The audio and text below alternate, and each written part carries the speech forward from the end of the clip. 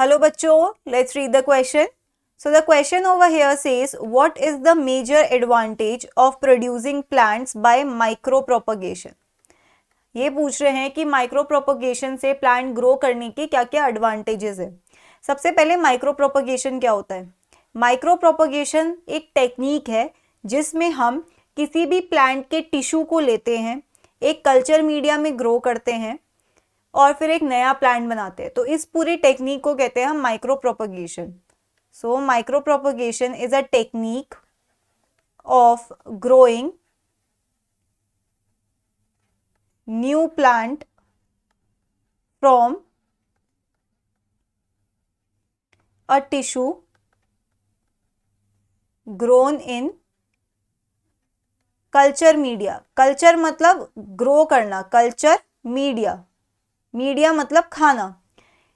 एक culture media होता है जिस पे ग्रो कर, कल्चर मीडिया मतलब एक ऐसा फूड, मतलब ये एक ऐसा बेस मिलता है जहाँ पे आपका टिश्यू, मान लीजिए ये पेट्री डिश है और ये ब्लैक कलर में आपका फूड है, मीडिया है। तो आपका एक टिश्यू हम लेंगे, एक टिश्यू लेंगे, ये टिश्यू ये इस कल्चर मीडिया में ग्रो करेगा, ठीक है। और जब ग्रो करेगा तो ये क्या बनाएगा? New plant. तो इस पूरी टेक्निक को ही हम माइक्रो प्रोपगेशन कह रहे हैं, ठीक है। अब ये पूछ रहे हैं इसका एडवांटेज क्या है। They are asking about growing plants by advantage of growing plants by micro propagation, by micro propagation. Micro propagation से ग्रो करने का क्या फायदा है, राइट। तो सबसे पहला फायदा तो ये है कि जब मान लीजिए आप एक टिश्यू को लेते हैं, यहाँ पे मान लीजिए आपने एक्स प्लांट से ये टिश्यू लिया है, ठीक है। और अब जब ये टिश्यू ग्रो करेगा आगे फर्दर, ये जो टिश्यू होता है वो एक्चुअली मेरिस्टेमेटिक टिश्यू होता है।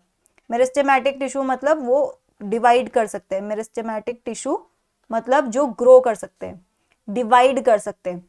तो आपने एक्स प्लांट से मान लीजिए ये टिश्यू लिया और इसी टिश्यू को आगे ग्रो करवाया, तो ये जो आपका नया प्लांट बनेगा ना वो इसके आइडेंटिकल होगा, ठीक है। मतलब आपको क्लोन्स मिलते हैं।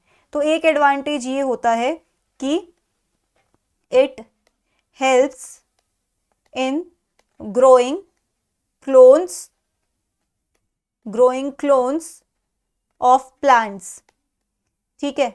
मान लीजिए कि आपका कोई प्लांट है जिसकी क्वालिटीज आपको बहुत अच्छी लग रही है, या मान लीजिए ये आपका एक ऐसा प्लांट है जिसका नंबर नेचर में कम होता जा रहा है, मतलब इन डेंजर है, एक्सटिंक्ट हो सकता है। तो आप इसको कंजर्व करने के लिए भी ये प्रोसेस कर सकते हो, ठीक है। तो ये आपके कंजर्वेशन में भी हेल्पफुल है। कैसे कंजर्वेशन में हेल्पफुल है? क्योंकि कहीं ना कहीं इनका नंबर कम हो रहा है, तो आप क्या करते हो, इनमें से टिश्यू लेते हो, नया प्लांट बनाते हो, फिर टिश्यू लेते हो, नया प्लांट बनाते हो, तो उसका नंबर इंक्रीज कर रहे हो, उसे कंजर्व करने की कोशिश कर रहे हो, राइट। तो ये आपका पहला एडवांटेज है कि क्लोन्स बनते हैं। दूसरा, जो आपका मेरिस्टेमेटिक टिश्यू है वो वायरस फ्री रहता है हमेशा। मतलब मान लीजिए कि ये जो आपका एक्स प्लांट है ये अगर वायरस से भी अफेक्टेड है ना, तो भी अगर आप इसका मेरिस्टेमेटिक टिश्यू लोगे तो वो जो मेरिस्टेमेटिक टिश्यू होता है वो वायरस फ्री होता है। एक प्लांट में सिर्फ यही रीजन है जो पूरे प्लांट अफेक्टेड होने के बावजूद भी फ्री रहता है, डिजीज फ्री रहता है, राइट। तो इसका दूसरा एडवांटेज ये है, it helps in growing, it helps in growing disease free plants, ठीक है। तो ये दूसरा एडवांटेज है। तीसरा एडवांटेज ये है कि it helps in growing plants with desirable qualities, with desirable qualities. क्योंकि ये क्लोन बनाता है, तो मान लीजिए हमें एक प्लांट है जिसकी प्रॉपर्टीज हमें अच्छी लगती है, हमें लगता है कि ये हमें ग्रो करना है, तो हम इस डिजायरेबल प्रॉपर्टीज का क्रॉप को एज इट इज दोबारा ग्रो कर सकते हैं, राइट, बिना किसी जेनेटिक वेरिएशंस के, विद डिजायरेबल क्वालिटीज। तो ये हो गया इसका तीसरा एडवांटेज, राइट। चौथा एडवांटेज ये होता है क्योंकि अगर एक प्लांट नेचुरली ब्रीड कर रहा है तो वो कुछ जनरेशन्स लेता है, कुछ टाइम लेता है अपनी नेक्स्ट जनरेशन बनाने के लिए, ठीक है।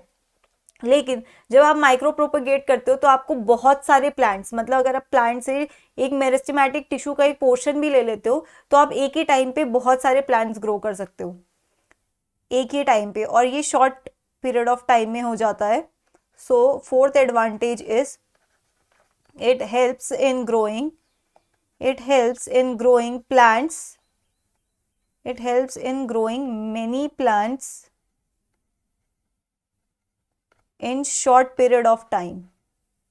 In short period of time, right?